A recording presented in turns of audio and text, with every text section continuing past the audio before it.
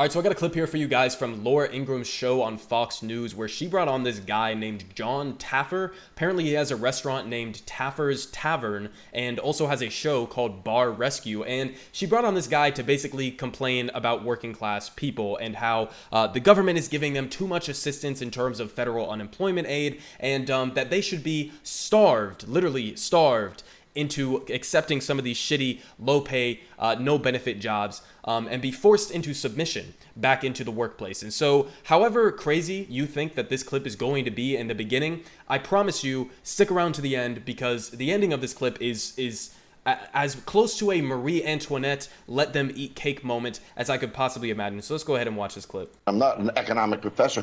If you get $800 a week unemployment benefits, and you live with a partner who also is getting $800 a week unemployment benefits, $1,600 a week, Laura, $83,000 a year for that household in unemployment benefits.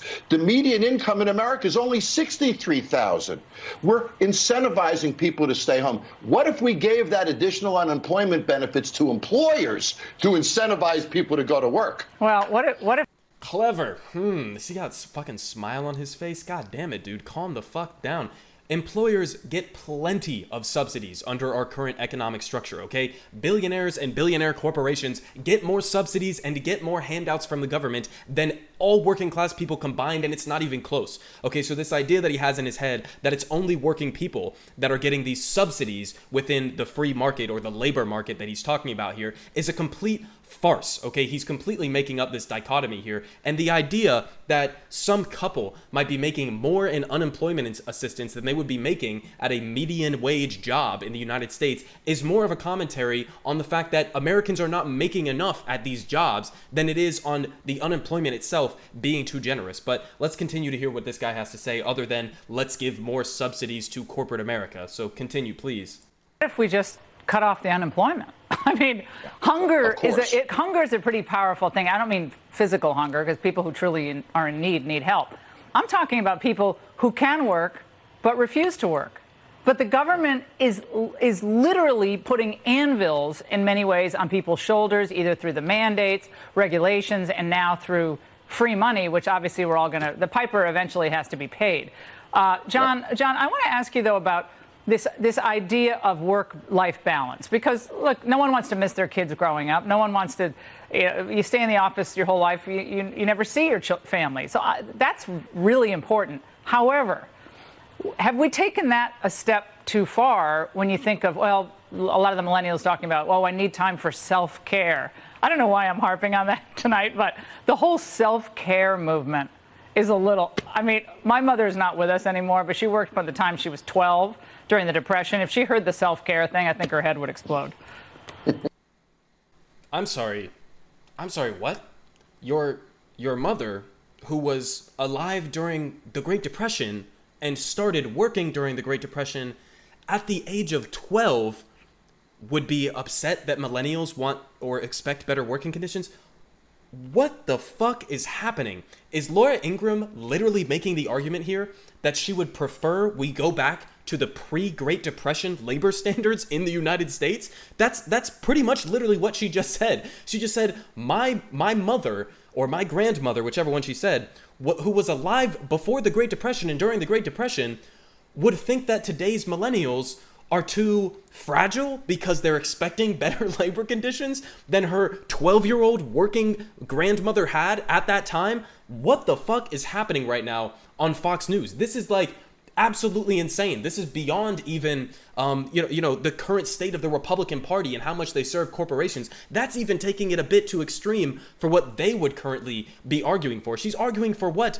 People to just be slaving away in their little factory jobs, have children enter the factories at age 12 and have their little, small hands so they can get into the machines and hopefully not get them chopped off. Is that the labor situation that Laura Ingraham is preferring right now? But anyways, let's continue and see what else they have to say here. You know, I think that's right. Old I have school. a friend in the military who trains military dogs, Laura, and they only feed a military dog at night because a hungry dog is an obedient dog. Well, if we're not causing people to be hungry to work, then we're providing them with all the meals they need sitting at home.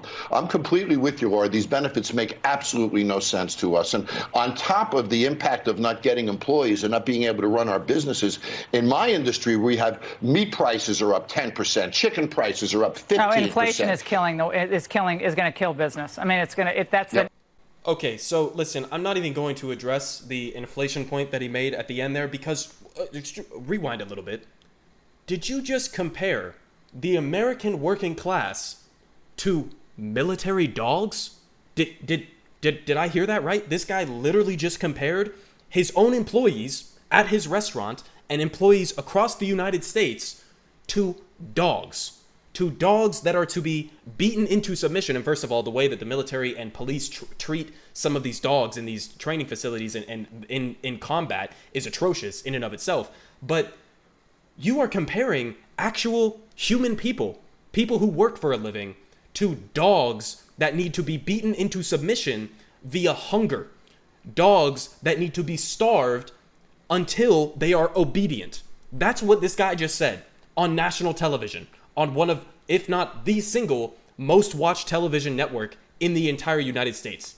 Okay, so this is the situation of where Republicans are at right now. They absolutely despise the working class. Not only do they despise the working class, and they're emblematic of every single thing that Laura Ingraham goes out there and pretends to hate every single night, that Tucker Carlson and Sean Hannity pretend to go out there and hate every single night. They go out there and they rail against the Democratic coastal elites, and then they turn around and bring somebody on their show who is comparing the working class to dogs, to obedient dogs that need to sit down, shut up, stop demanding basic living conditions, and accept your shitty, low-pay, no-benefit job and take it quietly. That's who these people are. That's who the Republican Party is. That's who all of these conservative fraud commentators actually are. And it's not even just, it's a hatred of the working class. They don't even consider them to be people, okay? They don't even consider them not only to be people deserving of a living wage, deserving of some dignity in their work, they don't even consider you to be a person if you are a member of the working class.